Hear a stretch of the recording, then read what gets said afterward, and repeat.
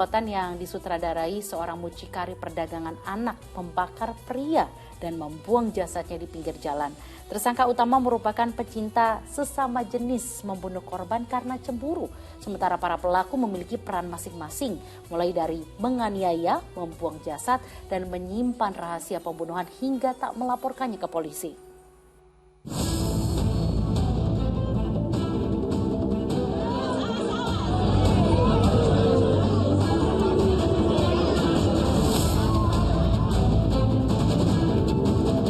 Temuan mayat pria terbakar menggemparkan warga di Jalan Bukit Tompo Ladang, Padaelo, Maros, Sulawesi Selatan. Polisi pun bergerak untuk mengetahui penyebab kematian korban. Saat itu belum diketahui identitas jenazah yang diduga kuat sengaja dibakar tersebut. Dugaan pembunuhan dikuatkan oleh hasil autopsi. Selain sengaja dibakar, ada luka akibat kekerasan pada organ vital korban. Untuk mengetahui identitasnya, petugas harus melakukan pemeriksaan DNA. Memang luka bakar yang dalam itu kan luka bakar 100%, hampir seluruh terbakar. Namun kami juga mendapatkan beberapa petunjuk yang mengarah ke adanya tindakan kekerasan. 4 hari berlalu, identitas jenazah akhirnya terungkap. Korban merupakan pemuda berusia 21 tahun, warga Goa, Sulawesi Selatan.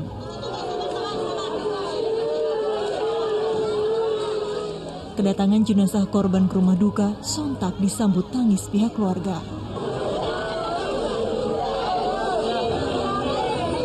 Tak hanya keluarga, warga setempat pun berduyun-duyun melayat.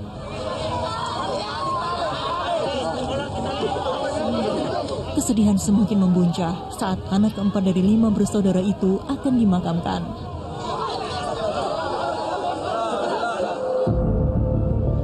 Di sisi lain, polisi terus bergerak mencari pelaku yang diduga lebih dari 1 orang, di antaranya dengan membuat sketsa wajah. Tak lama polisi menangkap 8 dari 9 tersangka pembunuhnya di Makassar dan Bulukumba. 1 di antaranya adalah seorang perempuan. Dalangnya berinisial MA, ternyata adalah muncikari sejumlah anak di bawah umur, baik laki-laki maupun perempuan. Selain itu, MA memiliki kelainan seksual alias pecinta sesama jenis. Jadi motif dari kejadian tersebut antara lain adalah adanya rasa cemburu dari pelaku atas nama MA dan sakit hati karena korban mempunyai hubungan lain,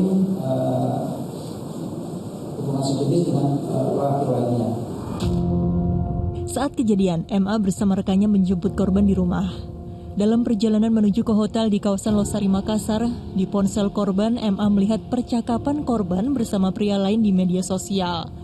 Cemburu buta membuat keduanya cekcok. Kesal, MA lalu menelpon rekan-rekannya, sesama sindikat prostitusi anak untuk datang ke hotel. Esok harinya, korban dianiaya beramai-ramai. Mahasiswa yang bercita-cita menjadi guru itu sempat kabur, namun kembali ditangkap dan dianiaya di rumah seorang tersangka perempuan. Untuk menghilangkan jejak, para tersangka membeli bensin dan membakar jenazahnya di Malawa, Maros. Sepintar-pintarnya bangkai ditutupi, baunya tetap tercium juga. Kini gerombolan pembunuh berencana itu harus menerima akibat tindak kejahatannya dengan ancaman penjara seumur hidup atau selama-lamanya 20 tahun. Tim Liputan melaporkan. Nauzubillah min zalik, miris melihat berita tadi. Ya, selain melakukan pembunuhan, dalam kasus ini juga terbakar cemburu karena ternyata ia ini menyukai sesama jenis. Ustaz, ini yang saya mau nanya nih Ustaz, sebenarnya apa sih pandangan Islam tentang kecenderungan suka kepada sesama jenis dan apa dosanya Ustaz? Ya, pertama kita tentu sepakat ya, itu adalah tindakan biadab dan perlu mendapatkan hukuman yang seberat-beratnya. Kemudian apa yang Mbak Sheila tanyakan tadi terkait dengan bagaimana pandangan Islam tentang perilaku mencintai sesama jenis ya. Kalau kita lihat di dalam Al-Quran, itu ada perilaku serupa yang pernah dilakukan atau yang pernah terjadi di masa Nabi Lut alaihi salam ya. Nah, kalau kita lihat konteksnya, ceritanya di dalam Al-Quran, jelas perilaku tersebut tidak dapat dibenarkan dalam Islam ya. Mengapa? Karena pertama, Islam itu memperkenalkan konsep keberpasangan ya. Segala sesuatu ini diciptakan oleh Allah berpasang-pasangan. Termasuk dalam kehidupan manusia itu ada laki-laki dengan perempuan. Wa annahu khalaqaz zawjaini adz-dzakara wal untha. Jadi Allah Subhanahu wa taala menciptakan sepasang manusia. Sepasang manusia itu dikatakan az-dzakar wal untha, laki-laki dengan perempuan ya. Tidak ada tuh laki-laki dengan laki-laki, perempuan dan perempuan atau sesama jenis. Tidak ada itu di dalam kamus Islam ya. Nah, oleh karena itu di dalam Islam ini konsep keberpasangan itu penting ya untuk menjaga kelangsungan hidup manusia. Sebab dengan keberpasangan itu terjadi perkawinan. Dari perkawinan itu lalu kemudian lahir anak keturunan manusia. Kita tidak bisa membayangkan ya kalau hubungan sejenis itu, sesama jenis itu dibenarkan, itu keberlangsungan hidup manusia akan terancam ya. Keturunan manusia itu akan punah gitu ya. Oleh karena itu Islam tidak membenarkan perilaku mencintai sesama jenis ya. Dan kalau kita lihat dalam kisah kaum Lut yang ada di negeri Sodom dengan Gomora, tidak jauh dari Laut Mati sekarang ini, itu mereka kan punya perilaku semacam itu. Bahkan malaikat yang bertamu kepada Nabi Lot saja itu diincar oleh mereka itu ya.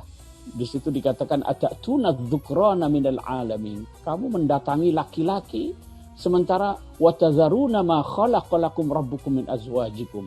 Sementara kalian itu meninggalkan apa yang telah diciptakan oleh Allah yang menjadi pasangan kalian, yaitu perempuan-perempuan. Nah, di situ di penghujung ayat itu dalam surat Asy-Syu'ara dikatakan bal antum qaumun adun. Jadi kalian itu adalah kaum yang melampaui batas. Jadi perilaku mencintai sesama jenis ini dipandang melampaui batas dalam pandangan Islam. Oleh karena itu apa yang terjadi, kaum Nabi Lut itu dibinasakan oleh Allah Subhanahu wa taala dengan cara dihujani dengan bebatuan, lalu kemudian negeri tempat mereka tinggal itu dijungkir balikkan dan mereka ditenggelamkan di perut bumi ya. Itu yang terjadi. Ya Ustaz, berarti bisa dikatakan jika seseorang menyukai sesama jenis itu dosanya itu dosa sangat besar gitu ya Ustaz ya? Ya, cinta itu kan sebenarnya satu hal yang fitrah ya. Tetapi melampiaskannya dalam tanda kutip secara berlebihan, ya. Nah, itu yang tidak boleh ya. Karena sekali lagi konsep keberpasangan itu antara laki-laki dengan perempuan ya. Memang ada orang yang tercipta dengan hormon yang agak berbeda gitu ya. Nah disinilah saya kira itu menjadi ujian bagi dia ya. Ujian bagi dia untuk mengendalikan hawa nafsunya itu untuk tidak dilampiaskan kepada sesama jenis ya. Tentu memang ini berat tetapi saya kira itu adalah ujian bagi dia ya. Ya, baik Ustaz. Kita